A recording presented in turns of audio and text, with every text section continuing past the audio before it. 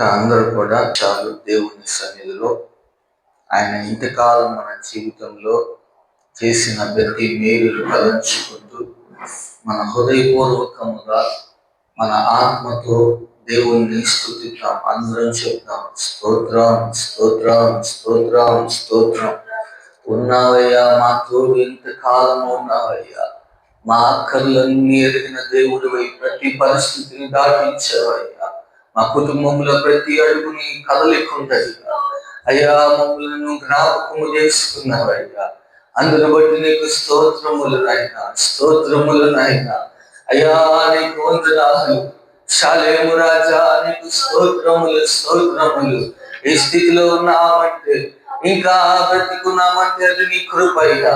ఇంతకాలం మమ్మల్ని అయ్యా కాచి పోషించిన దేవానికి స్తోత్రం స్తోత్రం స్తోత్రం స్తోత్రం. ప్రభువా నీకు స్తోత్రములు స్తోత్రములు స్తోత్రములు. తండ్రి నీకు స్తోత్రం స్తోత్రం స్తోత్రం స్తోత్రం. మహిమా స్వరూపుడా నీకు స్తోత్రములు స్తోత్రములు స్తోత్రములు స్తోత్రములు. నీకే స్తోత్రం స్తోత్రం స్తోత్రం స్తోత్రం స్తోత్రం. రక్షకానికి స్తోత్రం స్తోత్రం స్తోత్రం స్తోత్రం స్తోత్రం. ఉన్నావు నా తోడుగా, ఎన్నడు వీడని నీడగా, దాచావు నీ రక్త కోటలు, పెంచావు నీ అనురాగ నిలయములో. దాచావు నీ రక్త కోటలు, పెంచావు నీ అనురాగ నిలయములో. అర్పించున ప్రాణాత్మ దేహములో, అనురాగ నిలయుడా నీ సేవలో. అర్పించున ప్రాణాత్మ దేహములో, అనురాగ నిలయుడా నీ సేవలో. ఉన్నావు నా తోడుగా, ఎన్నడు వీడని నీడగా, పిడుగులు విసిరే మెరుపుల వర్షములో ఆశలు వదిలి అలసితినయ్యా. పిడుగులు విసిరే మెరుపుల వర్షములో ఆశలు వదిలి అలసితినయ్యా. నా యేసయ్యా, కలలని కోటవై నీలో దాచితివే. నా యేసయ్యా, కలలని కోటవై నీలో దాచితివే. అర్పించున ప్రాణాత్మ దేహమును, అనురాగ నిలయుడా నీ సేవలో. అర్పించున ప్రాణాత్మ దేహమును, అనురాగ నిలయుడా నీ సేవలో. ఉన్నావు నా తోడుగా, ఎన్నడు వీడని నీడగా.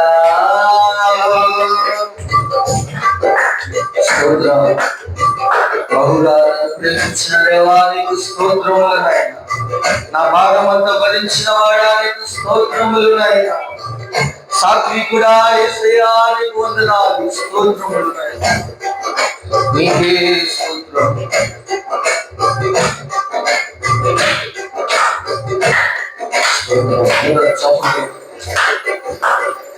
బహుగా నన్ను ప్రేమించితివి, నా భారమంతా భరించితివి.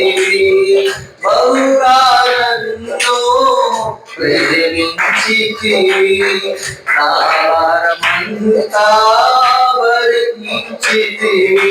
సాత్వికుడా నా యేసయ్యా సులువైన వాడిని నాపై మోపితివి సాత్వికుడా నా యేసయ్యా సులువైన వాడిని నాపై మోపితివి అర్పింతును నా ప్రాణాత్మ దేహమును అనురాగ నిలయుడా నీ సేవలో అర్పింతును నా ప్రాణాత్మ దేహమును అనురాగ నిలయుడా నీ సేవలో ఉన్నావు నా తోడుగా ఎన్నడు వీరని నీడగా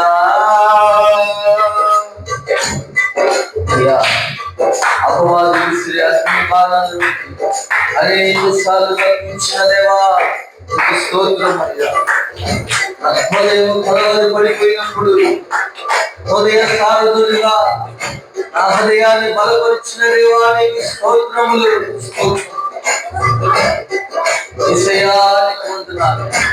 హృదయ సారులుగా స్తోత్రములు అయ్యా ప్రవాది భాగములను ఆర్పివేయు వాడాన్ని స్తోత్రములు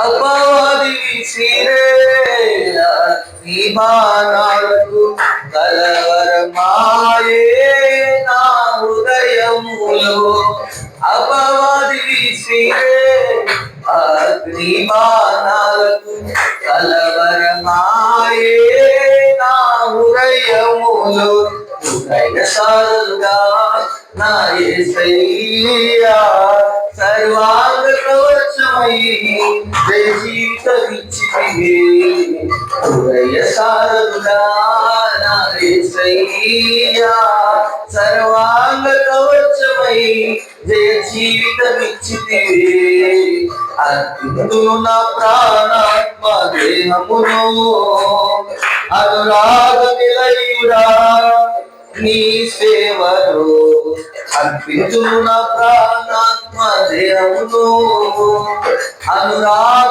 నిలయుడా నీ సేవలో ఉన్నావు నా తోడుగా ఎన్నడు వీరని నీడగా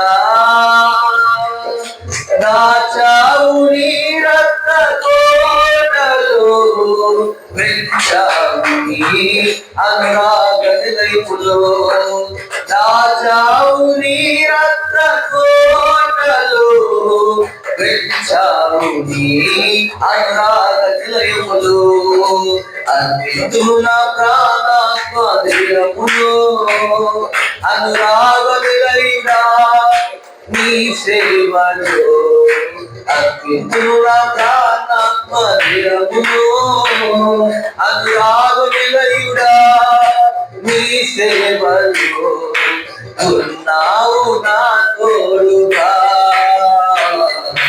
ఎన్నడు వీరని నీడగా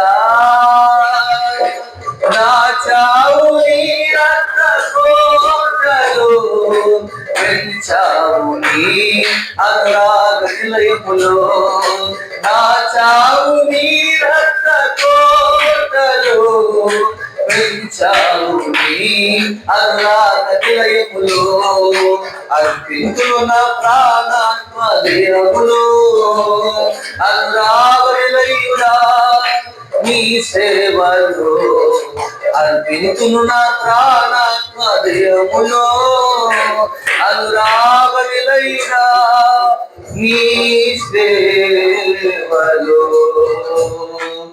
ఉన్నావు నా తోడుగా ఎన్నడు వీడని నీడగా దాచావు నీ రక్త కోటలో పెంచావు నీ అనురాగ నిలయములో దాచావు నీ రక్త కోటలో పెంచావు నీ అనురాగ నిలయములో. అందరూ చప్పట్లు కొట్టు దేవుని మహిమపరచండి. హల్లెలూయా హల్లెలూయా హల్లెలూయా హల్లెలూయా. అయ్యా నీ రక్తపు కోటలో దాచిన వాడా, ఎంతకాలం తోడే ఉన్న కనికరము కలిగిన వాడా, యుగ సమాప్తి వరకు మాతో కూడా ఉంటానని అదృశ్య దేవుని స్వరూపుడిగా మా ప్రతి అడుగులో ఉన్నందుకు నీకు స్తోత్రములు నాయన. మహాపరిశుద్ధుడా, ప్రేమ కలిగిన నా తండ్రి, కృప కలిగిన దేవానికి వందనాలు నాయన. ఈ ఉదయకాల సమయములో మా ప్రాణాత్మ దేహములతో నీకు లొంగిపోతున్నామయ్యా, సంపూర్ణముగా నీకు లొంగిపోతున్నామయ్యా. అయ్యా నీవే మాతో మాట్లాడు నాయన. ఈ ఉదయమున అయ్యా మా స్థుతుల మీద ఆశీనుడు ఉన్నందుకు నీకు స్తోత్రాలు చెల్లించుకుంటున్నాను. కృప కలిగిన హస్తము చాపి అయ్యా నీ ఆత్మ ఆధ్వర్యములో నన్ను నీ శిలువ చాటును మరుగు చేసుకొని నీ సాక్షిగా ఈ లోకములో నిలబెట్టుకోమని వేడుకుంటున్నాను అయ్యా. నా మాటలు కాదయ్యా, నా జ్ఞానము కాదయ్యా, నేను మాట్లాడితే ఎవరికి ఉపయోగం ఉన్నదయ్యా. నీవు మాట్లాడయ్యా నీ బిడ్డలతో. అయ్యా చెబుతున్న నాతో, కూర్చున్న వీరితో, వినుచున్న వీరితో నీవు మాత్రమే మాట్లాడగలిగిన దేవుడివి, సజీవుడివై ఉన్న దేవుడివి, నమ్మకమైన దేవుడిగా మా మధ్యలో నీవు నిలబడి ఆత్మ దేవుడిగా నీ కదలిక మా జీవితంలో జరిగించమని వేడుకుంటున్నాను. దుష్టుని ప్రభావములన్నీ యేసు నామములో ప్రతి డిస్టర్బెన్స్ అంతా తొలగించండి నాయన. తండ్రి నీకు స్తోత్రాలు చెల్లించుకుంటూ ఈ ఆరాధన అంతా నీ చేతులకు అప్పగించుకుంటూ ముందున్న సమయాన్ని నీ చేతులకే అప్పగించుకుంటూ యేసు క్రీస్తు పరిశుద్ధ నామములో అడుగుచున్నాము తండ్రి. అందరూ దయచేసి కూర్చున్నాం.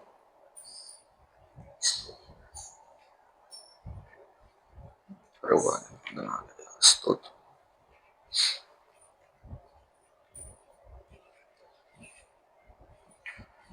వందనాలక్క.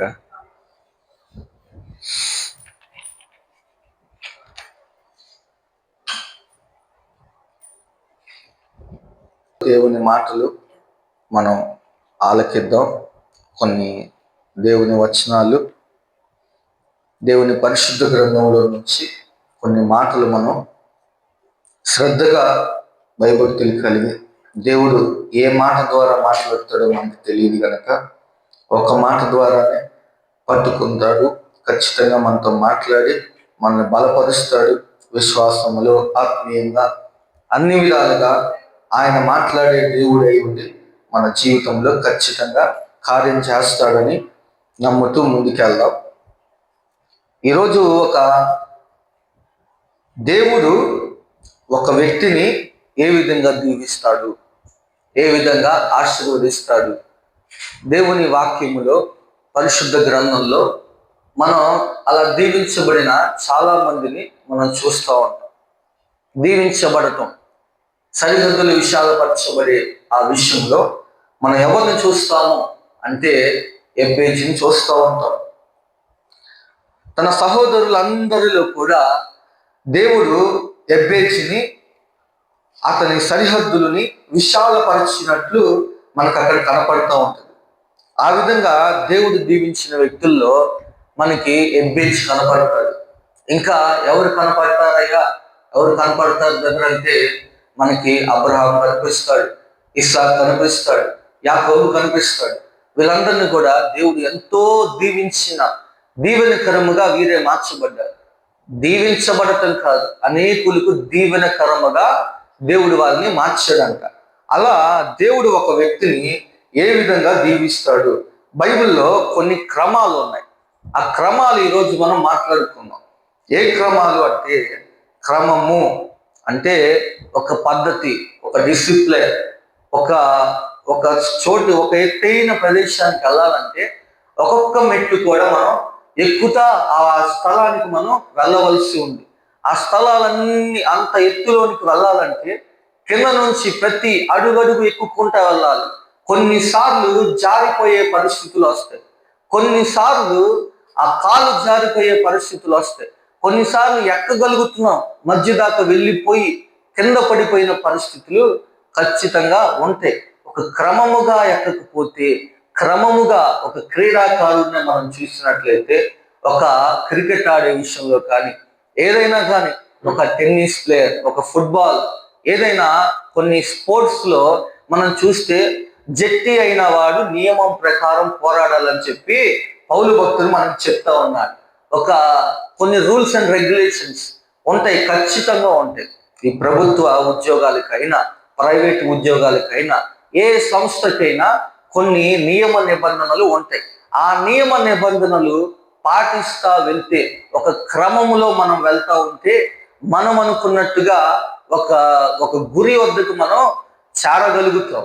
అలా ఎవరయ్యా గురి వద్దకి పరిగెత్తగలిగాడు, ఎలా గురి వద్దకి ఎవరు చేర్చబడ్డారంటే పౌలు భక్తుడు తన సొంత మాటలతో అంటాడు, నేను నా పరుగు కడముట్టించి తిని నేను విశ్వాసముతో నేను అడుగులు వేశాను, నా కోసం జీవ కిరీటం ఎదురు చూస్తా ఉంది అంటే తను ఏమంటున్నాడు, నేను కరెక్ట్గా ఈ పరుగు పందెములో, ఈ విశ్వాసం అనే ఈ పరుగులో, ఈ ప్రయాణములో నేను కరెక్ట్గా సాగాను. ఆ జీవ కిరీటం నా కోసం ఎదురు చూస్తా ఉంది. తన గురించి తాను సాక్ష్యమించుకునే విధముగా తన జీవితాన్ని ఎదుటి వారికి అలా కనపరిచాడంట. ఎలా? తన విశ్వాసం, తన భక్తి, తన యొక్క ఆ ప్రయాణాలు, క్రీస్తుని గురించి వచ్చిన ఆ హింసలు, ఆ శ్రమలు, అన్ని విషయాల్లో కూడా పౌలు భక్తులు మనకు మాదిరి చూపించాడు. అందుకని ఏమంటాడు, నేను క్రీస్తును పోలి నడుచుకున్నట్లు మీరు కూడా నన్ను పోలి నడుచుకోమని పౌలు భక్తులు చెప్పాడు. అంటే అటువంటి ఒక ఒక ఉన్నతమైన మాట అంటారు. యేసు ప్రభు వారిని 1:39 కొరడా దెబ్బలు కొట్టారు కదా, అలా ఆయనకి ఎంత హింసించాడు. మొల్లతో ఆయన బాగా గాయపరిచారు శరీరాన్ని. ఆయన అరచేతిలో మేకులు కొట్టి చివరి రక్తపు బొట్టు వరకు కూడా ఆయన్ని గాయపరిచారు. ఆ విధముగా శరీరాన్ని దున్ని వేశారు. అంత హింసించారు కదా. అయితే పౌలు భక్తుడు ఒక మాట అంటాడు. ఏమంటాడు? ఆయనలో మిగిలి ఉన్న, క్రీస్తులో మిగిలి ఉన్న, ఇంకా ఆయనకు పడాల్సినవి ఏవైతే దెబ్బలు ఉన్నాయో, ఇంకా ఏదైతే శిక్షలు ఉన్నాయో అవన్నీ దేవుడు నా మీద మోపాడంటాడు. అంటే క్రీస్తు గురించి అంత ఆ విధముగా హింసించబడిన వ్యక్తిగా, నిందించబడిన వ్యక్తిగా, కొన్నిసార్లు వస్త్రహీనత అనుభవించాల్సి వచ్చింది. ఆకలి, అన్ని విషయాల్లో కూడా ధన సమృద్ధి చూశాడు, ధనము లేని స్థితి చూశాడు. ఆకలి, అన్ని విధాలు కూడా ఆయన ఓడ ప్రయాణం చేస్తూ ఉంటే గాలి కొట్టి ఓడ పగిలిపోయి నీళ్ళు వచ్చి ఎన్నో విధాలుగా పౌలు భక్తులు హింసించబడటం, ఇవన్నీ ప్రభు కోసం కష్టపడటం, అవన్నీ చూసి ఇవన్నీ దాటుకుంటా ఈ శ్రమల గుండా ఈ నియమం ప్రకారం ప్రభు సేవ అంటే చాలా మంది కూడా సుఖవంతమైంది, పూలబాట అని చెప్పి చాలా ఆ విధంగా ఈ రోజుల్లో సేవ అలా అయిపోయింది. ఈ రోజుల్లో ప్రతి ఒక్కరు ప్రభు సేవ అంటే వాక్యం అనే అనుకుంటున్నాడు. కాదు. ఎందుకు ఒక కాపరిని దేవుడు ఎందు నిమిత్తం నియమిస్తాడు అని మనం గమనించగలిగితే, ఒక కాపరిని ఆ సంఘము ఎవరు అంటే యేసు ప్రభు వారి శరీరం. ఈ శరీరాన్ని క్రీస్తు శిరస్సుతో అంటుకట్టాలా. మనం అందరం తీగలము కాబట్టి ఈ కాపరి దేవుని గురించి చెప్పినప్పుడు, క్రీస్తు త్యాగమును గురించి, క్రీస్తు ప్రేమను గురించి, క్రీస్తు కృపను గురించి, మన కోసము దాచబడి ఉంచిన ఆయన పరలోక రాజ్యమును గురించి చెప్తున్న ఈ మాటలను బట్టి మనలో విశ్వాసము పెరిగిద్ది, మనలో నిరీక్షణ పెరిగిద్ది. ఈ విధముగా మనల్ని క్రీస్తుతో అంటకడతాడు. ఈ విధముగా ప్రభు ఏం చెప్పాడు? నేను పరిశుద్ధుని కనుక మీరు కూడా పరిశుద్ధంగా ఉండండి. ప్రభు ప్రతి ఒక్కసారి ఇదే మాట, పాత నిబంధన నుంచి కొత్త నిబంధన వరకు మోషేతో ఒకసారి, నువ్వు నా పరిశుద్ధతను సన్మానించలేదు కనుక నువ్వు కనాను దేశము వెళ్ళవు అని దేవుడు అలా మోషేతో మాట చెప్పాడంట. ఎందుకు కనాను దేశముకు వెళ్ళనివ్వలేదు? ఏంటి ప్రభు ఎందుకు నువ్వు నా పరిశుద్ధతను సన్మానించలేదు అన్న ఈ మాటను మనం గమనిస్తే, అక్కడ మోషే ఎక్కడ కూడా ప్రభువుని దూషించినట్టు కానీ, ప్రభువు నామాన్ని దూషించినట్టు కానీ ఎక్కడా కనపడదు. కాకపోతే ప్రభువు మాట ధిక్కరించాడు. ఏమని ధిక్కరించాడు? ప్రభు బండతో నువ్వు మాట్లాడు అంటే బండని ఒకసారి కాదు 2 సార్లు కొట్టాడు. అంటే ఆ బండ ఎవరు అని ఈ రోజు మనకు తెలుస్తుంది, కానీ ఆ టైములో మోషేకి తెలియలేదేమో. ఆ బండ క్రీస్తు అని మనందరికీ తెలుసు. ఆ బండని అలా నువ్వు 2 సార్లు కొట్టడాన్ని బట్టి ఈ సిలువ మరణానికి అప్పగించబడవలసి వచ్చింది. అందుకే మోషే అలా దేవుని మాటని ధిక్కరించటాన్ని, దేవుని మాటని దాటిపోవడాన్ని దేవుడు ఏమన్నాడంటే, నా పరిశుద్ధతను మీరు సన్మానించలేదన్నాడు. కానీ అక్కడ ఆ కంటెస్ట్ మనం గమనిస్తే, అక్కడ రాయబడిన పదాలు మాత్రమే మనం గమనించగలిగితే, కొన్ని తర్వాత కీర్తనాకారుడు అంటాడు, మోషే కాని మాట మాట్లాడాడంట. ఏం కాని మాట అంటే, నేను ఈ బండలో నుంచి నేను నీళ్లు తెప్పియాలా, నేను మీ అందరికీ నేను దాహం తీర్చాలా అంటే దేవుణ్ణి పక్కన పెట్టేసి తనకు దేవుని మహిమను దొంగలించి, అంటే వాళ్ళు ఆ విధంగా విసిగించారు, వాళ్ళు ఆ విధంగా వేదనకరంగా మాట్లాడారు, వాళ్ళు ఆ విధంగా దేవుణ్ణి ఇంకా మధ్యవర్తిగా ఉన్న మోషేని అంత హింసకంగా, అంత వేదనకరంగా ప్రతి విషయంలో కూడా వారు దేవుడు ఇది చేస్తాడా చేయడా అని పరిశోధిస్తూ దేవుణ్ణి శోధించారంట ప్రతి విషయంలో. 78వ కీర్తన మనం ఒక్కసారి చూస్తే ఆ కీర్తన అంతటిలో కూడా ఎంత బాధాకరమైన కొన్ని మాటలు మాట్లాడుతూ ఉంటాడు. మోషే దేవుణ్ణి ఇశ్రాయేలు ప్రజలు ఏ విధముగా మాట్లాడేవాళ్ళు అంటే, దేవుని 78వ కీర్తన 17వ వచనంలో మనం అక్కడి నుంచి మనం చూస్తే, ఇక చదవమంటారా?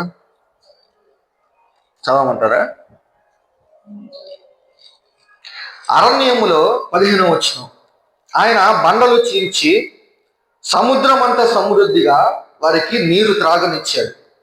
బండలో నుండి ఆయన నీటి కాలువలు రప్పించాడు, నదుల వలె నీళ్లు ప్రవహింపజేసాను. కింద చూడండి, ఈ మాట చూడండి, అయినను వారు ఆయనకు విరోధముగా ఇంకను పాపము చేయుచూనే వచ్చారంట. అడవిలో మహోన్నతుని మీద తిరుగుబడ్డారంట. తమ హృదయములలో దేవుణ్ణి శోధించిరి.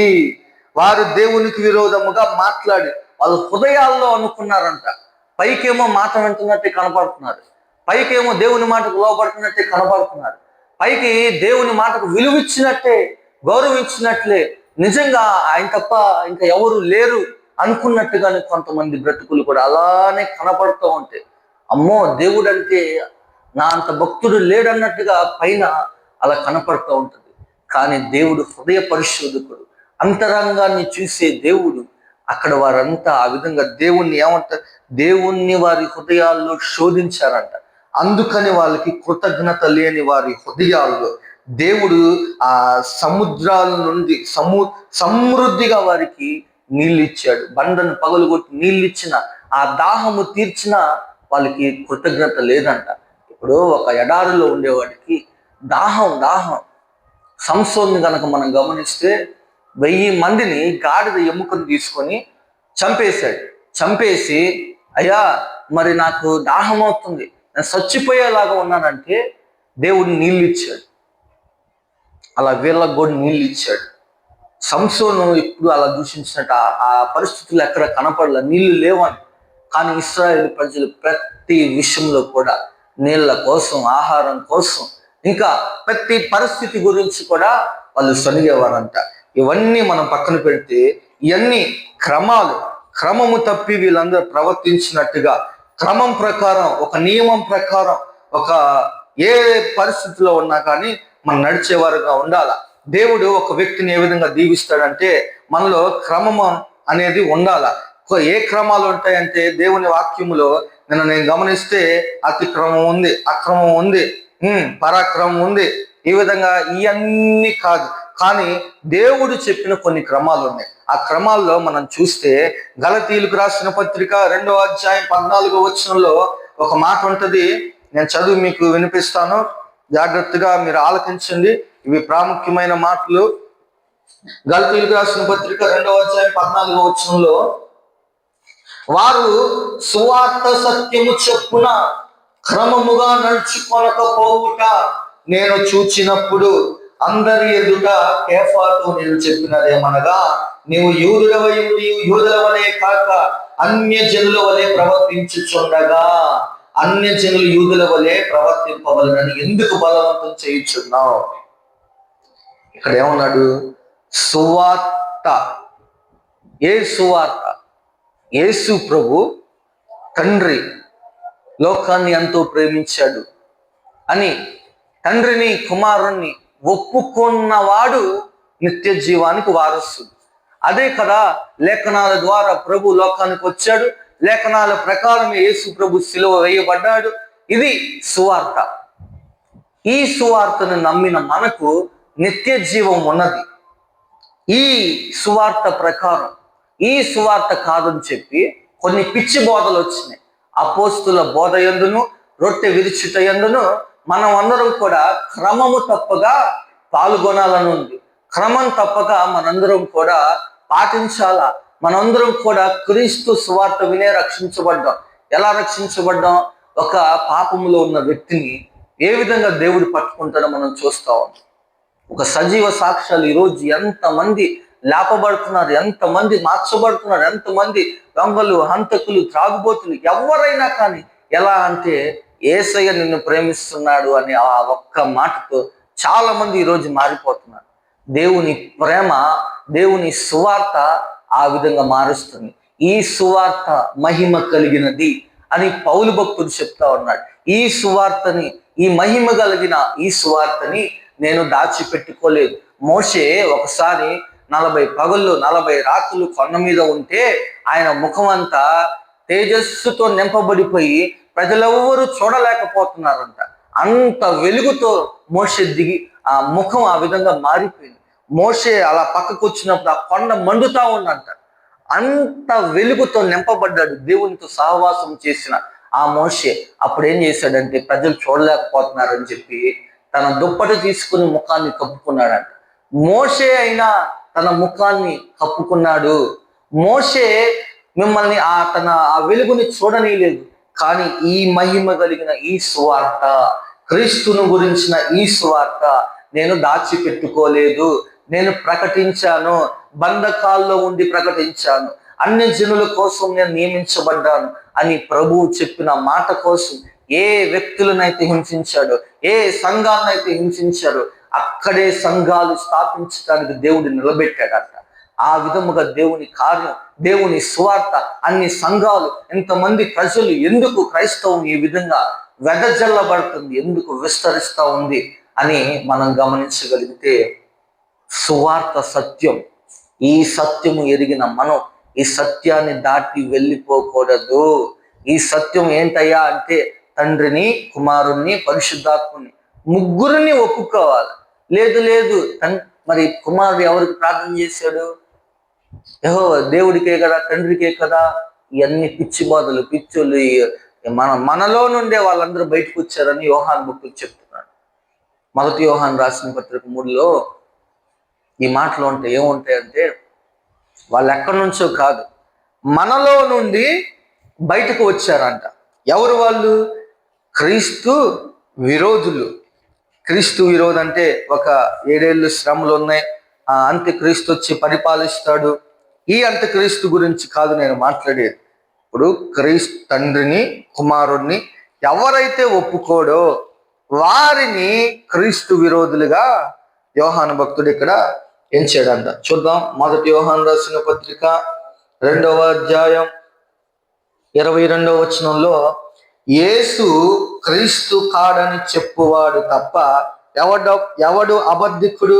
తండ్రిని, కుమారుణ్ణి ఒప్పుకొనని వీడే క్రీస్తు విరోధి. వీడే సువార్త సత్యాన్ని క్రమముగా నడుచుకోవట్లేదు, క్రమముగా విని దాటనివ్వట్లేదు.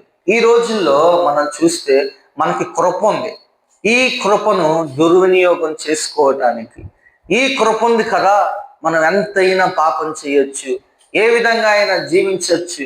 మనం ఎలా బతికినా కానీ ప్రభు వస్తాడు, మనల్ని తీసుకొని వెళ్ళిపోతాడు అని కొంతమంది అటువంటి క్యాల్వినిజం అనే ఒక బోధ ఉంది. ఇటువంటి పిచ్చి బోధలు ఉన్నాయి.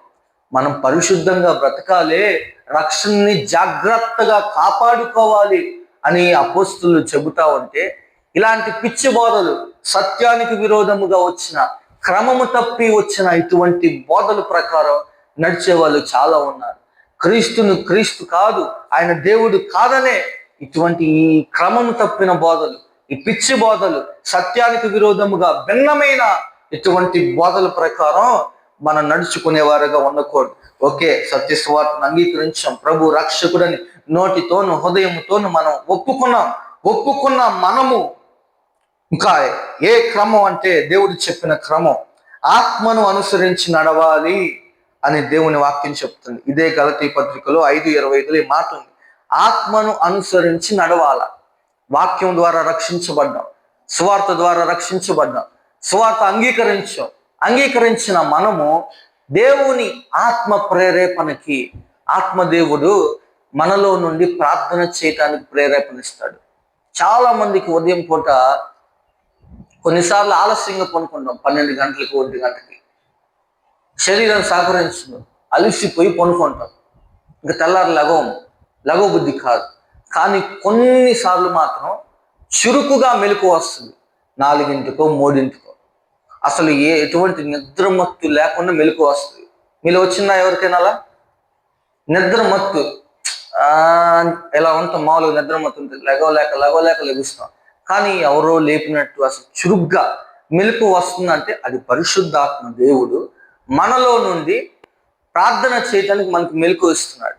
అంత లేటుగా పనుకున్న మనిషి శరీరానికి ఎంతసేపు కావాలయ్యా విశ్రాంతి అంటే ఒక 6 గంటలు 7 గంటలు. ఈ రోజులను బట్టి 7 గంటలు శరీరానికి కావాల్సిన విశ్రాంతి ఇస్తే అది బాగానే ఉంటుంది. ఈ మధ్యలో లేచామనుకో మనకు మనసు సరిగ్గా ఉండదు, ఆ రోజంతా ఏ పని చేసినా కొంచెం తెక్కగా ఉంటుంది.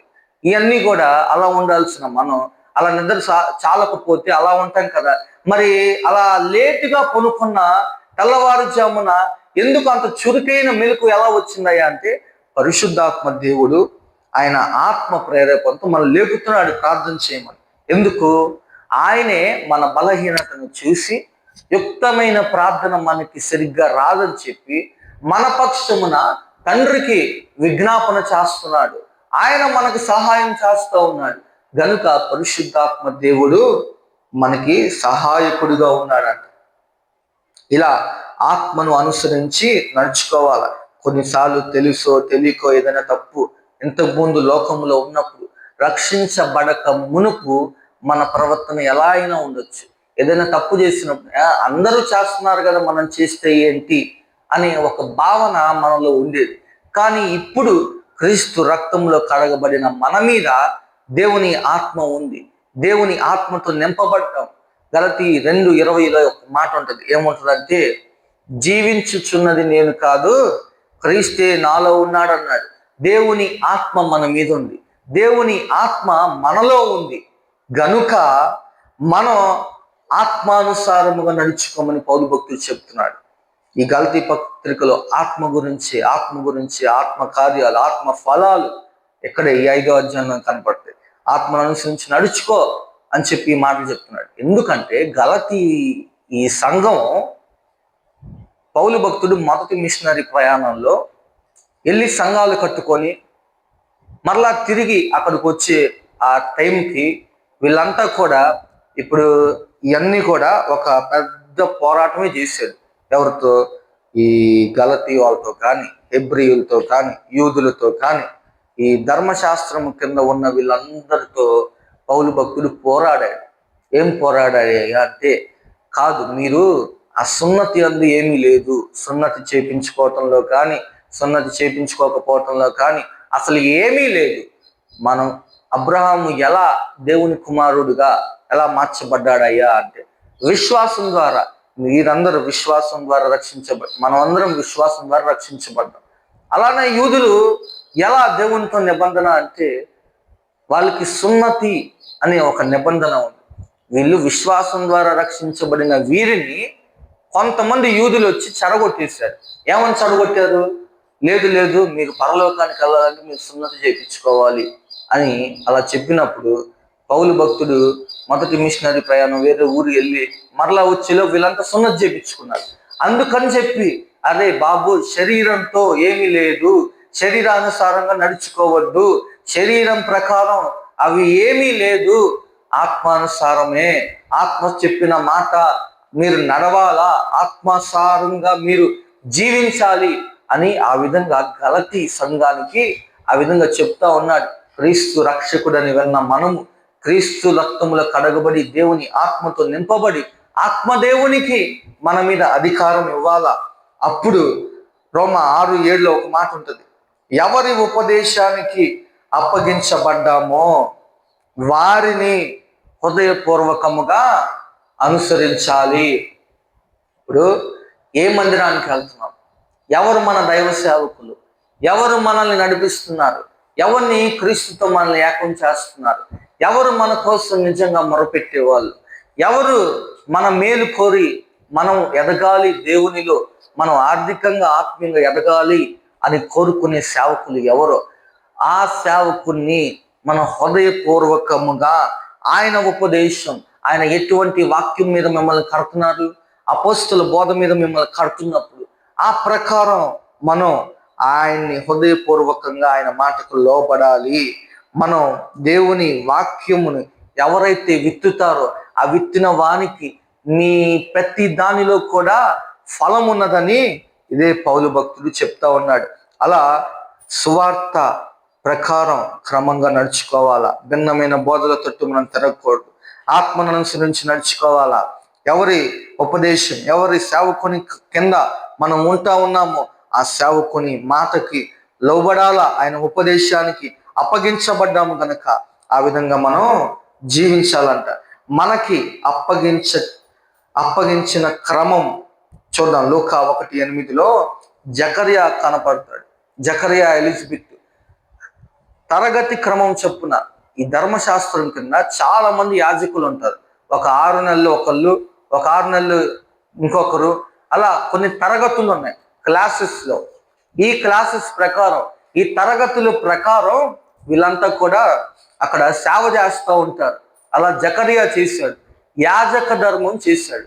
ఇప్పుడు సువార్త అంగీకరించిన మనం, ఆత్మానుసారంగా నడుచుకుంటున్న మనం, దేవుని వాక్యానికి లోబడి దేవుని సేవకుని తట్టు మనం చూసిన మనము ఎవరు అంటే పాత నిబంధన క్రమం ప్రకారం అందరూ యాజకులు కాదు. దేవుడు లేవీయులను మాత్రమే యాజకులుగా ఎంచాడంట. కానీ 1 పేతురు రాసిన పత్రిక 2:9 మనమందరం కూడా రాజులైన యాజక వంశము, యాజక సమూహము అంట. ఎవరు మనం? యాజక సమూహం. యాజకుడు ఏం చేస్తాడయ్యా అని మనం ఒకసారి గమనిస్తే, యాజకుడు ప్రజల గురించి దేవుని సన్నిధిలో మొరపెడతాడు, ప్రజల గురించి బలి అర్పిస్తాడు. యాజకుడు సంవత్సరంలో ఒక్కసారి ప్రజలందరి పాపం గురించి, తన పాపం అన్నిటిని గురించి తీసుకొని ప్రత్యక్ష గుడారంలో అతి పరిశుద్ధ స్థలంలోనికి వెళ్తాడంట. అతి పరిశుద్ధ స్థలంలోనికి వెళ్ళి తన హృదయం కానీ తన ప్రవర్తన కానీ ఎక్కడైనా సరిగ్గా లేకపోతే ఆయన వెళ్ళేటప్పుడు ఆయన నడుముకి తాడు ఉంటుంది, ఆ తాడుకి గంటలు ఉంటాయి. అలా వెళ్తాడు ప్రజలందరి పాపం గురించి ఆ బలి అర్పించడానికి. అతి పరిశుద్ధ స్థలంలోనికి వెళ్తాడు. తనలో ఏదైనా లోపం ఉన్నా, తనలో ఏదైనా తేడా ఉంటే ఆ గంటలు మోగకపోతే చచ్చిపోయినట్టే. అంటే దేవుని అంత పరిశుద్ధత కలిగి ఉంటాడు. ఈ విధముగా యాజకుడు ఏం చేసేవాడయ్యా అంటే, ప్రజలందరిని గురించి మోషేయు, అహరోను, వీరందరూ కూడా యాజక ధర్మం, సమూయేలు వీరందరూ యాజకులు అని కీర్తనల్లో ఒక చోట ఈ మాట ఉంటుంది.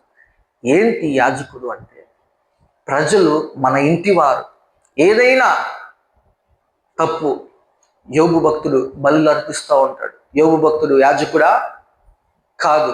కానీ బలులు ఎందుకు అర్పిస్తున్నాడు తెలుసా? నా బిడ్డలు ఏమైనా దేవుని దృష్టిలో ఒకవేళ వారి హృదయంలో కానీ వారి నోట్లో కానీ ఎక్కడైనా దేవుని దూషిస్తారేమో, దేవుణ్ణి వాళ్ళు ఎక్కడైనా దేవునికి విరోధంగా ప్రవర్తిస్తారేమో అన్న ఆ ఒక్క ఆలోచనతో బలులు అర్పించేవాడంట. ఎవరు? యోబు భక్తులు. వాళ్ళ బిడ్డల గురించి మనం అందరం కూడా ఒక తల్లి స్థానంలో ఉన్న మనము మీ యొక్క భర్త గురించి, మీ బిడ్డల గురించి, మీ తర్వాత తరాన్ని గురించి, మీ బిడ్డలకు పుట్టబోయే వారి భవిష్యత్తును గురించి, అన్నిటిని గురించి కూడా మీరందరూ ప్రార్థన చేసే యాజకులై ఉన్నారు. ప్రార్థన చేసే ఒక స్త్రీలై ఉన్నారు. ప్రార్థన చేయవలసిన వారై ఉన్నారు. ఎందుకు ప్రార్థన చేయాలి అంటే ఆ ప్రార్థన కంచె ఎంతో ఉన్నతమైన కంచె. జాన్ వెస్లీ అనే ఒక దైవజనుడు ఉన్నాడు. ఆ దైవజనుడు ఏమంటాడంటే, నేను నా తల్లి కన్నీటి ప్రవాహముల నుంచి నేను కొట్టుకొని వచ్చాను. గొప్ప సేవ చేశాడు ఆయన. ఇప్పటికీ ఒక ప్రార్థన వీరుల చాట్ ఉంటుంది కొంతమంది ఇళ్లల్లో. మీ ఇంట్లో ఉందో లేదు నాకు తెలియదు, కానీ ఉందాక ప్రార్థన ఈ జాన్ వెస్లీ ఇంకా బిల్లీ గ్రాహం వీళ్ళందరూ కూడా ఏమంటారు, జాన్ వెస్లీ అనే వ్యక్తి ఏమంటాడంటే, నా తల్లి కన్నీటి ప్రవాహంలో నుంచి నేను కొట్టుకొని వచ్చాను అంటున్నాడు. అంటే ఒక తల్లి ప్రార్థన ఆయన అలా సేవలో నిలబెట్టింది. ఒక తల్లి ప్రార్థన ఆ విధముగా బలమైన పునాదిలాగా సేవలో నిలబెట్టింది. ఒక తల్లి ప్రార్థన ఆ బిడ్డల గురించి, ఆ భవిష్యత్తు గురించి, వారి యొక్క వివాహాల విషయాల్లో, వారి చదివే చదువుల్లో, వారికి జ్ఞానం విషయంలో ఒక తల్లే ఎవరయ్యా ఇప్పుడు ఈ లైట్ అంతా వెలుగుతా ఉంది, ఈ బల్బులన్నీ ఎలా వెలుగుతున్నాయి, ఈ వెలుగు ఎలా వచ్చిందంటే ఎవరు కనిపెట్టారంటే థామస్ ఆల్వా ఎడిసన్ కనిపెట్టాడు. థామస్ ఆల్వా ఎడిసన్ నేను ఒక చిన్న షార్ట్ వీడియో తీశాను. ఏముంటుందంటే, ఆయన స్కూల్కి వెళ్ళినప్పుడు ప్రతిది కూడా ప్రశ్నలు అడిగేవాడు. వాళ్ళ టీచర్ ఇసుక్కుండేది. అందరికీ అర్థమయ్యేది, పిల్లలందరికీ అర్థమయ్యేది, కానీ ఇతనికి మాత్రం ఏమీ అర్థమయ్యేది కాదు. అదేంటి ఇదేంటి ఇదేంటి అడుగుతా ఉంటే ఇసుక్కొని ఒకరోజు వాళ్ళ అమ్మని పిలిపించి, ఏందమ్మా మీ వాడు ఈ ముద్దోడు ఏంది అని చెప్పి అలా తల్లి ముందే ఆ బిడ్డని అవమానించింది. అలా అవమానించినప్పుడు తన అజ్ఞానాన్ని బట్టి ఆ బిడ్డ తిరస్కారం పొందాడు.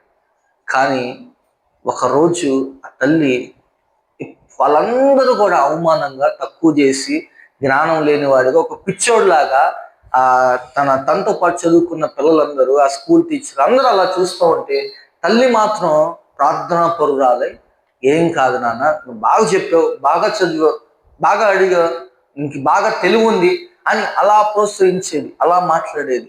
కానీ ఒక్క రోజు అండి, ఏ తెలివి తక్కువ వాడిగా కనపడ్డాడో, ఎక్కడ తిరస్కరించబడ్డాడో, ఆయనే దేవుని వాక్యాన్ని, ఆ తల్లి ప్రార్థన విని ఆమె దేవునిలో పెంచడాన్ని చూసి ఒకరోజు దేవుని వాక్యాన్ని చదివే, దేవుని వాక్యములో ఉన్న ఆ వెలుగుని కనిపెట్టుకొని దాని ద్వారా ఈ ప్రపంచానికి వెలుగుని ఆయన చూపించాడంట. హల్లెలూయా. అలా థామస్ ఆల్వా ఎడిసన్ ఎక్కలోడిలాగా కనపడ్డాడు, కానీ ఈ లైట్లు, ఈ బల్బులు, ఈ వెలుగు ఆయనే కనిపెట్టాడు. ఆ తల్లి ప్రార్థన అలాంటిది. నేను అందుకే ఏం చెప్తానంటే, మనమందరం కూడా యాజకులం, యాజక సమూహం. ఒకప్పుడు అదంతే ఒక మతానికి సంబంధించి అలా యాజకత్వం పోయింది. కాదు. ఈరోజు మనమందరం కూడా యాజకులం. నువ్వు నీ బిడ్డలకు చెప్పాలా, యేసు ప్రభు గురించి చెప్పాలా, ఆయన త్యాగం గురించి చెప్పాలా, అవి నాటాలా, వాళ్ళు నడవాల్సిన త్రోవను వాడికి నేర్పించాల్సింది మనమే. వాడికి అలా నేర్పిస్తే ఒకవేళ పెద్ద అయినాక పడిపోయే అవకాశం వచ్చింది, తొట్టిల్లిపోయే పరిస్థితులు వచ్చినాయి. కానీ వాడిలో నాటబడిన ఆ సండే స్కూల్ ప్రార్థనే. నా సాక్ష్యం ఉన్నారో లేదు మీకు తెలియదు, కానీ నేను నిజంగా ప్రభు నన్ను దర్శించినప్పుడు నా 2 మోకాళ్ళు వేసినప్పుడు, ఎందుకు వేసాను అంటే, నాకు ఆ చిన్నప్పుడు చేసిన ఈ సండే స్కూల్లో చెప్పిన ఆ మాటలు, ప్రభు గురించి చెప్పినప్పుడు నేను డ్రాయింగ్ బాగా వేసేవాడు. నాకు సండే స్కూల్లో గిఫ్ట్లు ఇచ్చేవాళ్ళు. అలా ఇచ్చే వాళ్ళు నాకు ఆ ప్రార్థన గుర్తొచ్చింది, ఆ డప్పు వాయించేది గుర్తొచ్చినాయి. చివరికి ప్రభు ఒక్కడే నాకు గుర్తొచ్చాడు, తొట్టిల్లిపోయినా. కానీ ఆ రోజు ఆ చిన్నప్పుడు చేసిన ప్రార్థన ఇవన్నీ గుర్తుకు రావటాన్ని బట్టే ప్రభువు మీద నా మనసు తిరిగి అప్పుడు మోకరించాను. ఆ మోకరించడంతో ప్రభు నా జీవితాన్ని ఒక మంచి పూలబాటుగా మార్చేశాడు. అలా నిజంగా బిడ్డల్ని ఈరోజు ఈ పిల్లలు పరిచయం చేస్తున్నారు, పిల్లలు సహకరిస్తున్నారు, మీకు సహకరిస్తున్నారు. తండ్రి లేడేమో, కానీ తండ్రి అయినా, తల్లి అయినా, స్నేహితుడైనా, బంధువుడైనా అన్నీ కూడా ప్రభువే అని చెప్పి మీరు పెంచాలా. ప్రభు మీద ఆనుకునేలాగే బిడ్డల్ని మీరు అలా అంటకట్టాలా. ప్రభు గురించి ఎల్లప్పుడూ మీరు మాట్లాడుకుంటూ ఉండాలా. ఆ పిల్లలు అవి వింటూ పెరగాల. అప్పుడు అవి వింటా దేవుని ప్రేమను గురించి, దేవుడు అయ్యా ఇలా దేవుని సన్నిధిలో నువ్వు ప్రార్థన చేసుకుంటే, దేవుని దగ్గర నువ్వు మోకాళ్ళు వేస్తే, ఇప్పుడు చెప్పాను కదా, ఆ ఐన్స్టైన్ని నీకు తెలివి లేకపోయినా కానీ దేవుడు నిన్ను నిలబెడతాడు, నువ్వు గొప్పవాడి అవుతావు, ప్రార్థన చేసుకో అని. ఆ విధంగా బిడ్డలకి మనమే మాదిరిగా ఉండాలి. కొన్నిసార్లు ప్రార్థన చేయడం అలసిపోయి మనసులో బాధ వేదన ఎక్కువైపోయి మనం అనుకున్నది జరగనప్పుడు, మనం ఇంకా ఏదో ప్రయత్నాలు చేస్తూ ఉన్నప్పుడు, ఈ పరిస్థితులన్నిటిని బట్టి మనం కొన్నిసార్లు ప్రార్థన చేయలేము. మనం కోల్పోయిన వాటిని గుర్తు తెచ్చుకొని ప్రార్థన చేయలేము. కానీ ఎవరు ఉన్నా ఎవరు లేకపోయినా, ఏ పరిస్థితి, సమృద్ధి ఉన్నా కరువే ఉన్నా, సంతోషమైన వేదనైన, అన్ని సమయంలో మీరు ప్రభు మీద ఆనుకోండి, నీ బిడ్డల్ని ఆనుకునేలాగా చేయండి. ఎప్పుడు ప్రభు గురించి చెప్పండి. వాడికి ఇసుగ్గా ఉండొచ్చేమో, కానీ చిన్నవాడు కనుక ఇప్పుడు వింటాడు. అది వినే వయసు, నేర్చుకునే వయసు. ప్రభు గురించి నేర్పించండి. ఖచ్చితంగా ఒకరోజు వాళ్ళు ఉన్నత స్థితిలోనికి దేవుడు నిలబెట్టుకుంటాడు. మనల్ని ఎవరండి ఈ రోజుల్లో చేతులు ఇచ్చి నువ్వు ఎదుగురా అని చెప్పి ఎవరైనా ఉన్నారా? నిజంగా మనల్ని యథార్థంగా ఎలా ఉన్నావురా అని చెప్పి సొంత బంధువులే, చెప్పుకోవడానికి బంధువులు చాలా మంది ఉన్నారు, చెప్పుకోవడానికి స్నేహితులు చాలా మంది ఉన్నారు. డబ్బులు లేనప్పుడు పలకరించని ఆ స్నేహితులు, అన్ని కోల్పోయినప్పుడు పలకరించలేని ఆ బంధువులు మన దగ్గర ఏదైనా వస్తే మరలా పోగవుతారు. బల్లం చుట్టూ ఈగల వాళ్ళనట్టు వస్తారు. అప్పుడు ఎప్పుడు పొగడ్నాడు కూడా పొగుడుతా ఉంటాడు. అటువంటి స్నేహాలు, అటువంటి బంధాలు నానా. మనుషులు ఎలా ఉంటారు? మనుషులు స్వభావం అది, కానీ ప్రభు స్వభావం అది కాదు. ప్రభు ఎన్నడు విడిచిపెట్టడు, ప్రభు ఎన్నడు ఎడబాయడు అని చెప్పిన ఆ ప్రభు నీతో ఉంటాడు నాన్న అని మనం బిడ్డలకి చెప్పాలా. ప్రభువే ఆధారం. అందరూ మేమున్నాం, ఇప్పుడు తల్లిదండ్రులుగా మేమున్నాం, మా వయసు అయిపోయింది, మాకేమీ లేదు, మేము ఏదో ఒక రోజు ఆ ప్రభు దగ్గరికే వెళ్ళాలా. మేము ఉన్నా లేకపోయినా, మిమ్మల్ని పలకరించే వాళ్ళు ఉన్నా లేకపోయినా, ఎవడు నువ్వు ఏం చేస్తున్నావురా, ఎలా ఉన్నా, బాగున్నా అని ఎవడు పలకరించకపోని మనం వెళ్ళే సంఘాల్లో అమ్మా ఎలా ఉన్నావు నాన్న, మేము కూడా మ్యాథ్యూస్ గారి చర్చికి వెళ్తాం. కాకపోతే ఒకరికొకరు సంబంధం ఉండదు. అంతమంది జనాలు ఉన్నారు, ఎవడు పలకరించేవాడు ఎవడు ఉన్నాడు. ఏదో వస్తారు ఒక సినిమా. నాకు మ్యాథ్యూస్ గారు, నేను మారాలని కోరుకున్న గొప్ప దైవజనుడు ఆయన, భారం కలిగిన ఆయన. 10 రోజులు నన్ను, నా పరిస్థితి అలా ఉండి చచ్చిపోవాలనే ఆలోచనలో ఉన్న ఆ సమయంలో మ్యాథ్యూస్ గారి దగ్గరికి దేవుని ఆత్మ నన్ను నడిపించింది. 7 స్థాయిలో నన్ను కన్నీళ్లతో వెళ్ళినప్పుడు మ్యాథ్యూస్ గారు, అయ్యా నువ్వు మామూలుగా రా, తాకుండా అన్నాడు. తాకుండా రా అంటే నేను మానలేనన్నా, నా వల్ల కాదు అని నేను అలా చెప్పేవాడిని. అలా 10 రోజులు నువ్వు కనపడరా ప్రతిరోజు అని అలా రమ్మనేవాడు. నేను వచ్చి అలా వెనక్కి వెళ్ళిపోతున్న ప్రతిసారి కూడా నా మనసు చివుక్కుపోయి, ఏంటి దేవుడు కూడా నన్ను కాదంటున్నాడు అని చెప్పి ఏడ్చేవాడు నేను. కానీ దేవుడు కాదనట్లా, దేవుడు నేను మారాలని కోరుకొని ఆ దైవ సేవకుని ద్వారా అలా నడిపించాడు. నిజంగా అంత అనుబంధం ఉంది. నేను అంటే ఏం చెప్తున్నానంటే, అలా ఎవరు పలకరించట్లా. ఒక ఆత్మీయులే మనల్ని, ఒకరికొకరు సంబంధం లేదు, ఒకరికొకరు పరిచయం లేదు, మాట్లాడుకునే అనుబంధం లేదు. కానీ ఒక ఆత్మీయులు కానీ బంధువులు కానీ ఎవరు పలకరించినప్పుడు ప్రభువు మాట్లాడే దేవుడు అని చెప్పి వాక్యం వైపు మనసు తిప్పాల. వాక్యం గురించి మనం మాట్లాడుకుందాం అంటే పిల్లలు ఆలకిస్తారు. అలా మనమే ఒక యాజకులు అని అది గుర్తు తెచ్చుకొని గతాన్ని విడిచిపెట్టండి, జరిగిన విషయాలు మర్చిపోండి. ఎవరో ఏదో అన్నారన్న ఆ మాటను పట్టుకోవద్దు. నిందించబడిన చోటే, తృణీకరించబడిన చోటే మన దేవుడు తల ఎత్తే దేవుడు అని మాత్రమే గుర్తుపెట్టుకొని ఆయన వైపు మీరు చూసి నీ బిడ్డలకు చూడటం నేర్పించండి. హల్లెలూయా. ఈ విధంగా దేవుడు చెప్పిన క్రమాలు ఇది. దేవుడు ఒక వ్యక్తిని ఏ విధంగా దీవిస్తాడయ్యా అంటే, నేను ఇప్పటికీ 4 విషయాలు చెప్పాను. ఏం చెప్పానంటే, సత్య సువార్త, సత్యానికి భిన్నమైన బోధలు వచ్చాయి, ఆ ప్రకారంగా మనం నడవకూడదు. మనం అందరం ఎలా అంటే అపోస్తుల బోధల మీద మనం కట్టబడ్డాం, ఆ ప్రకారంగా ఉండాలి. అపోస్తుల బోధకు విరోధంగా ఏమున్నాయ్యా అంటే, క్రీస్తు దేవుడు కాదని, ఇంకా పరిశుద్ధాత్ముడు దేవుడు కాదని, వీరందరిని ముగ్గురిని ఒప్పుకున్నవాడే క్రైస్తవుడు. ఈ ముగ్గురిని ఒప్పుకునేవాడు యెహోవా సాక్షులు అని. ఇంకా పిచ్చి పిచ్చి బోధలు ఉన్నాయి, చాలా సంఘాలు ఉన్నాయి. ఈ ప్రకారంగా మనం ఉండకూడదు. ఇది క్రమం. క్రీస్తుని తండ్రిని ఒప్పుకున్నవాడు ఆత్మానుసారముగా నడవాల. ఆత్మానుసారముగా నడిచిన ఆత్మదేవుడి ప్రేరేపణకి, ఆత్మదేవుడు ప్రార్థన చేయమని ప్రేరేపించినప్పుడు, ఆత్మదేవుడు ఏదైనా ఒప్పుకొని విడిచిపెట్టు, ఎవరైనా క్షమాపణ చెప్పు అన్నప్పుడు మనం క్షమాపణ అడగాల. అలా పరిశుద్ధాత్మ దేవుడు నిజంగా క్షమాపణ చెప్పిస్తాడు. ఎంత కఠినమైన హృదయమైన ప్రభువు పట్టుకున్నప్పుడు, ప్రభువు మార్చుకున్నప్పుడు, ఆ రాతి గుండెని మాంసపు ముద్దగా ప్రభు ఎప్పుడైతే మారుస్తాడో ఆ హృదయం అంతా మారిపోయి, కాళ్ళు పట్టుకుని నేను క్షమాపణ అడిగా నా తల్లిదండ్రుల్ని, నా స్నేహితుల్ని, కాళ్ళ మీద పడి అమ్మా నన్ను క్షమించండి, పిచ్చోడు ఏడిచినట్టు ఏడ్చి క్షమించిందని ఎంతమంది అయితే నా కోసం ప్రార్థన చేశారు, వాళ్ళందరూ కాళ్ళు పట్టుకొని క్షమాపణ అడిగారు. అలా పరిశుద్ధాత్మ దేవుని ప్రేరేపణకి, ఒప్పుకోలికి, ప్రార్థనకి, అన్నిటికీ మనం ఒప్పుకొని ఇలా ఒక దైవ సేవకుడు, ఇప్పుడు నేను చెప్తున్న ఈ మాటల ప్రకారం ఇలా ఒక సేవకుని మాటకి, ఆయన ఉపదేశానికి, ఆయన నడిపింపుకి మనం అందరం కూడా లోబడి ఆ విధముగా యాజకులుగా మనమే మార్చబడి ఒక కుటుంబంలో బిడ్డల గురించి, భర్త గురించి, మీ పరిస్థితుల గురించి మనమే ప్రార్థన చేసేవారిగా వారిని దేవునికి అప్పగించాలి. యాజకుడు ఏం చేసేవాడయ్యా అంటే ఆ ప్రజల పాపాలను, ప్రజల గురించి దేవునికి అప్పచెప్పేవాడు. మధ్యవర్తి, దేవునికి మనకు మధ్యవర్తి ఎవరయ్యా అంటే యాజకుడు. అలా మన ప్రధాన యాజకుడు ఎవరయ్యా అంటే యేసు క్రీస్తు ప్రభు. మన కుటుంబంలో యాజకులు ఎవరయ్యా అంటే ప్రార్థన చేసే నువ్వే, నీ కుటుంబాన్ని గురించి ప్రార్థన చేసే నువ్వే యాజకుడు, యాజకురాలివి అవుతావు. ఇది యాజక ధర్మం.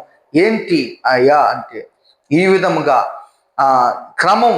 ఏ క్రమం చూస్తామంటే దేవుని రొట్టెలు, సముఖపు రొట్టెలు దేవుని మందిరములో క్రమముగా పేర్చాలంట. ఒకదానమ్మటి ఒకటి. అలా 12 రొట్టెలు ఉంటాయి, క్రమముగా ఉంటాయి. క్రమముగా ఆ రొట్టెలు బల్ల మీద పేర్చారంట. రక్షించబడిన మనం, వాక్యం విన్న మనం, రక్తములో కడగబడిన మనం, ఆత్మ నడిపింపులో ఉన్న మనం, వాక్యం వింటున్న మనం బల్లలో పాలు పొందులు పొందాల. బల్లలో చేతులు వెయ్యాల. బల్లలో చేతులు వెయ్యట్లేదు కొంతమంది. ఎందుకు వేయరు? అక్రమ సంబంధం ఉన్నప్పుడు. దేవుణ్ణి, ఆ పరలోక సంబంధమైన ఆ వెలుగుని, ఆ రక్షణని చూసి కూడా బల్లలో చేతులు వెయ్యట్లేదు అంటే వారిలో ఉన్న ఏదో పాపం, మరలా పడిపోయిన స్థితి, మరలా ఏదో వాళ్ళని వెనక్కి లాగింది. డేమాలాగా లోకంలో పడిపోయారు. దేవుని స్థానాన్ని వెనకాల పెట్టేసినప్పుడు వాళ్ళు బల దగ్గరికి రాలేకపోతున్నారు. నా శరీరము తిని నా రక్తము త్రాగువాడే నిత్య జీవము గలవాడన్న ఆ ప్రభు రక్తాన్ని తీసుకోవటం, ఆ శరీరాన్ని భుజించటం మానేస్తే మనం ఎలా నిత్య జీవం గలవారం అవుతాం? ఎలా ఆ విధంగా శక్తివంతులుగా మార్చబడగలుగుతాం? మార్చబడలేము. గనుక బల్లలో చేయి వేయాల. బల్లలో చేయి వేయటం ఆగిపోకూడదు. అలా బల్లలో చేయి వేసిన మనము లోకములో వెలుగుగా, కట్టెలు క్రమముగా పేర్చబడాలంట. ఆ బల్లలో వేసిన మన బలిపీఠాలు అప్పటి నుంచి కట్టబడతాయి, అప్పటి నుంచి వెలిగించబడతాయి. ఏ విధంగా అంటే మొదటి రాజుల గ్రంథం 18వ అధ్యాయం చివరి మాట నేను చెప్పి ముగిచేస్తున్నాను. ఏముంది అంటే అక్కడ ఏలియా ప్రవక్త మనకు కనపడుతున్నాడు.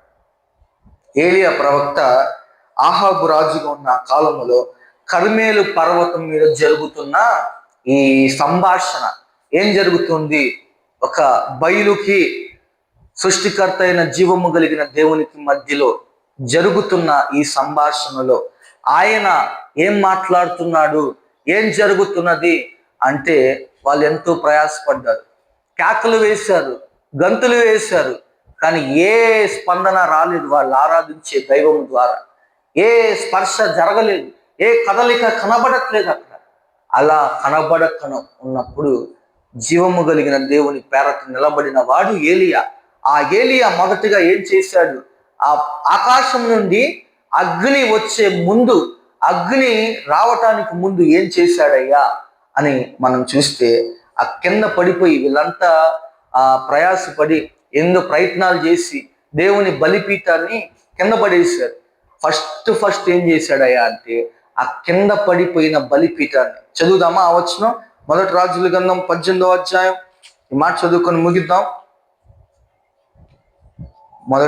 మొదటి రాజుల గ్రంథం 18వ అధ్యాయం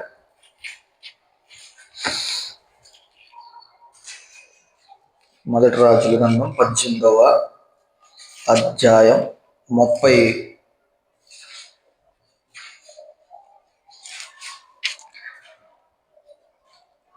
అతడు ఇలాగ ప్రార్థన చేసి, యెహోవా అగ్ని దిగి పశువులను, కట్టెలను, రాళ్లను, బుగ్గిని కాల్చివేసింది. అగ్నికి ముందు 32లో ఆ రాళ్ల చేత యెహోవా నామమున బలిపీఠం కట్టారు. దాని ముందు ఇక్కడ కట్టెలు పేరుస్తా ఉన్నాడంట క్రమముగా. చూశారు ఇక్కడ మీరు 33వ వచనంలో చూడండి. ఇక్కడ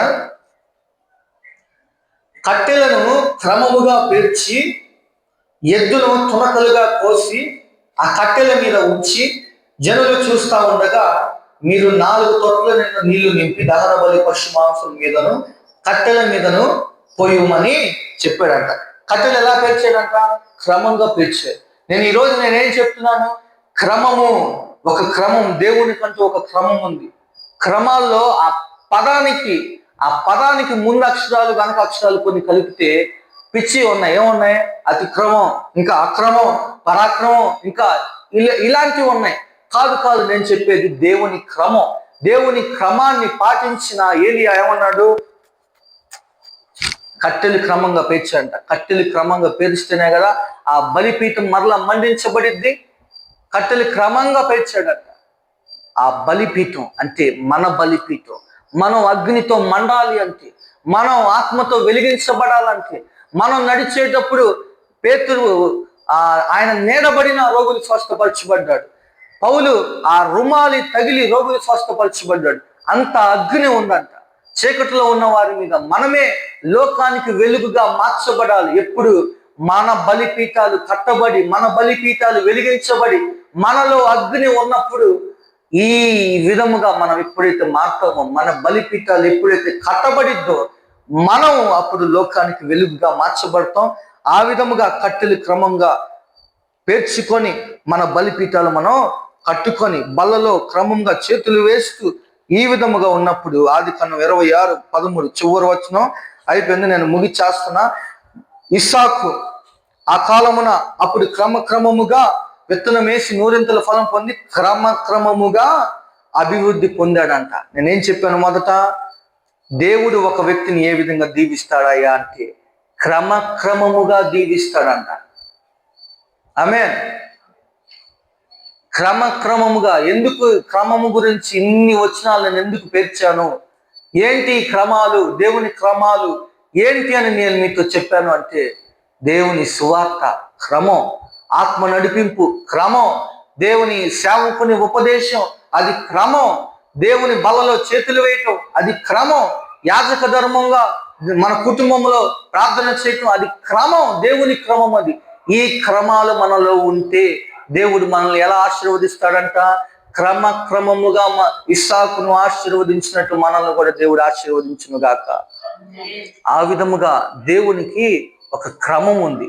ఆ క్రమం ప్రకారం మనల్ని ఒకేసారి దీవిస్తే, ఒకేసారి మనల్ని హెచ్చిస్తే, ఒక గాలి వచ్చినా, ఏదైనా ఒక నింద వచ్చినా, ఒక మాట వచ్చినా ఖచ్చితంగా కింద పడిపోతాం.